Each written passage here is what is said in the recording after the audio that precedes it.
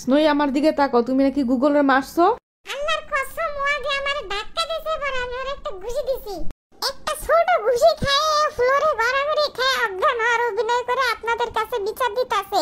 আর কথা বিশ্বাস করবেন না। গোসল করো না, কয় বছর হইছে? গন্ধে তো পাগল হয়ে যাবো। খাব রে, দাঁত ফালাই দিমু। কয় বছর ধরে গোসল করি না? মানে মাত্র 1 মাস হইছে গোসল করি না। রাত 2টা বাজে। এখন আমার কি করা উচিত? 1, লাফালাফি করা উচিত।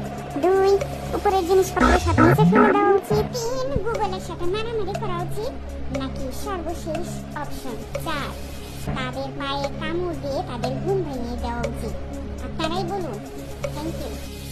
ছি ছি ছি ছি ছি, আস্তাগফিরুল্লাহ, ইটস হারাম ব্রো, ইটস হারাম। ছি। আরে না, আমি বোনের মতোই তো আদর করতেছিলাম। আমার ভাগে লেগ পিসটা তুই খায় ফেলাইছস, তুই আমার চোখের সামনে থেকে দূর হ। খাওয়ার জিনিস খাইছি, তোমার নাম তো লেখা ছিল না, তো চিল্লানোর কি আছে? ঠিক আছে, আমি দূরে সরে যেতেছি, এত চিল্লাও না। আরে আমি দূরে সরতে কইছি, তুই আমার মুখের সামনে এসে বসছিস কেন? বেহার বাচ্চা। আল্লাহ মাবুদ, ঠিক আছে, যাইতেছি অন্য জায়গায়। আল্লাহ হাফেজ।